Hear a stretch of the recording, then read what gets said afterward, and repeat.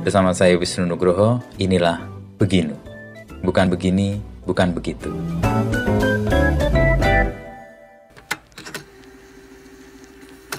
Selamat datang di Beginu Wrap Up Episode. Babak ini dibuat untuk merangkum kisah perjalanan Wisnu Nugroho bersama beragam narasumber untuk kilas balik bersama.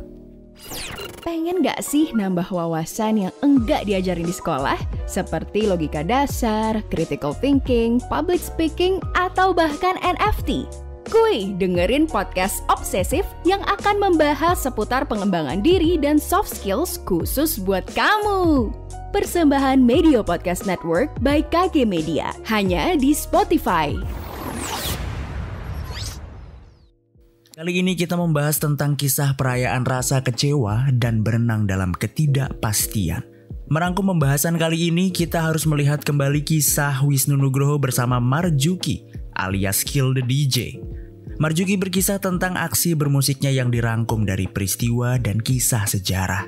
Pelantun kewer-kewer melekat dengan lagu-lagu yang sederhana tapi syarat pesan. Marjuki berkisah saat lagunya Kewer-Kewer atau lagu Jogja Istimewa bersama Jogja Hip Hop Foundation adalah kesederhanaan. Marjuki memasukkan elemen sederhana untuk lagunya yang justru menjadi keistimewaan hingga disukai bayi dan anak kecil. Sementara itu, pandemi memberikan ruang ratapan bagi Marjuki. Salah satunya adalah tentang siap kehilangan. Marjuki ingin hidup yang sederhana dan siap untuk hilang. Salah satu pengingatnya adalah siaga Gunung Merapi.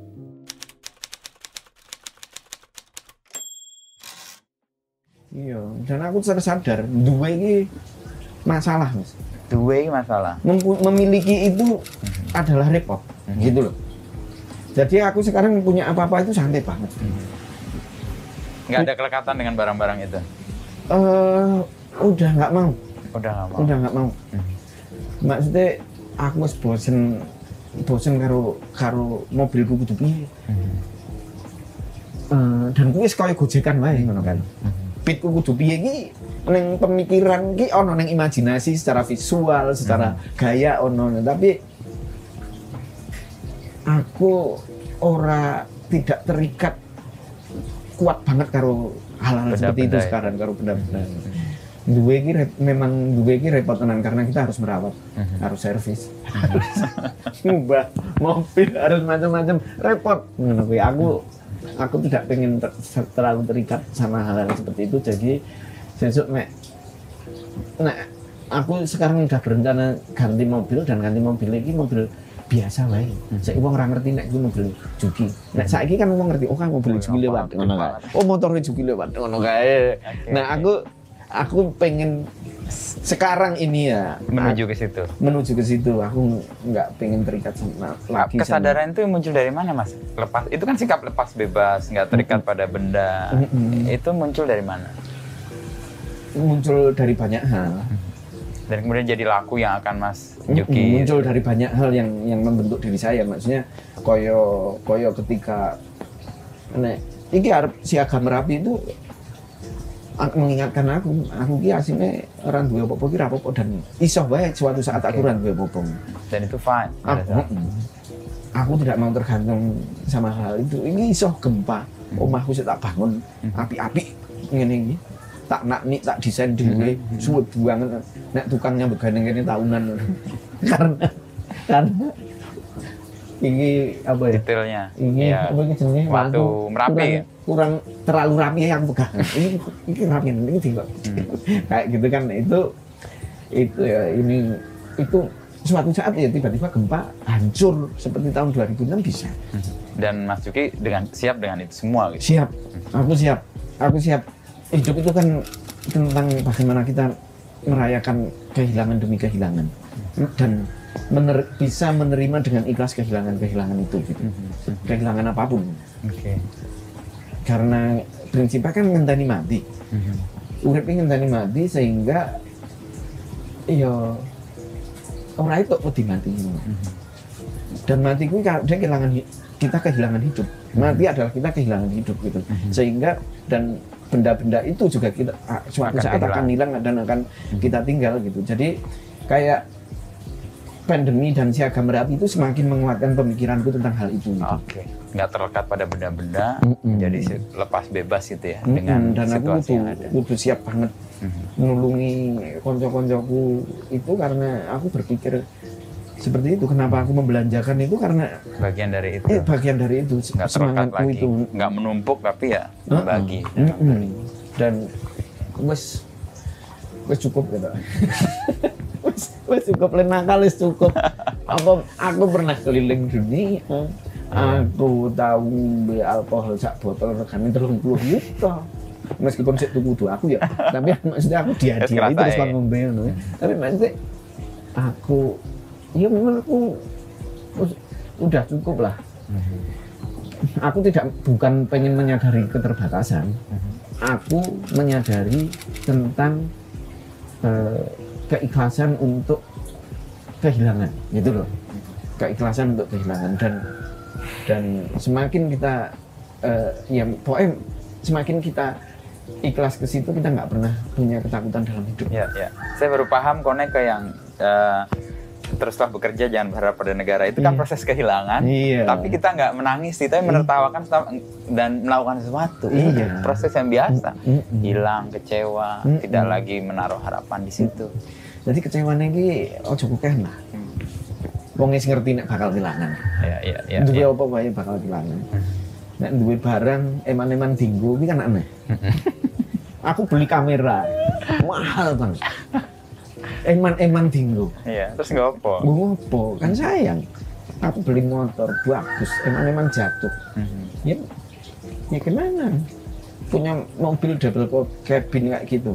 Tapi ora itu nggo double cabin ora itu dinggo ngusungi foto pasir rabuk gitu. Rabuk. Telepang sapi lah. Ayo tuku pickup wae to kudune gitu. Ya kayak gitu aku wis ora ngerti Mas. Maksudnya ya ora ngerti. Pandemi ini membuat saya punya penyadaran baru. Dan meskipun itu sudah lama aku pikirkan, menginternalisasi nilai-nilai ke dalam diri kita itu kan butuh waktu ya. Dan pandemi ini punya kesempatan untuk melakukan itu. Iya benar. Saya rajin sholat, tapi tetap mabuk. Kita enak aku mabuk ini semakin dekat sama Gusti Allah. Waduh, semakin jujur ya. Semakin jujur. Ngeluhnya atau doanya gitu ya. Enggak, aku tidak pernah meratapi dosa saya ketika saya sembahyang ya. Saya cuma pengen bersyukur terus. Saya pengen bersyukur dan memuji kehidupan itu aja. Wah, itu spiritualitas yang mature itu matang. Aku berdoa bukan mengeluh tapi bersyukur. Aku ora diampuni rapopo. Aku memang ya wong iki nggone salah. Ora diampuni rapopo, tapi aku butuh iki memuji kehidupan yang sudah diberikan, udah gitu aja.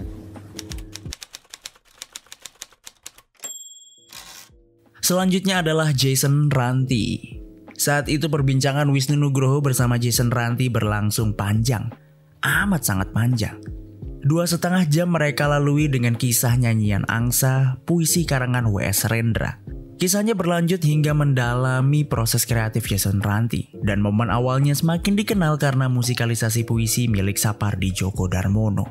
Seniman ini berujar soal album ketiganya juga bersama Wisnu Nugroho. Album yang disebutnya sebagai bentuk lambangnya atas ketidakpastian. Jason menekankan album ketiga ini datang tidak hanya dari pikir, tapi juga dari olah hati. Paduan yang membuat album ini semakin utuh bersama batin Jason Ranti. Mendapat kesempatan khusus, kita dan Wisnu Nugroho dapat mendengar beberapa lagu dari album tersebut. Merangkum kisahnya, mari dengarkan pandangan JJ atas peran musik untuk peradaban.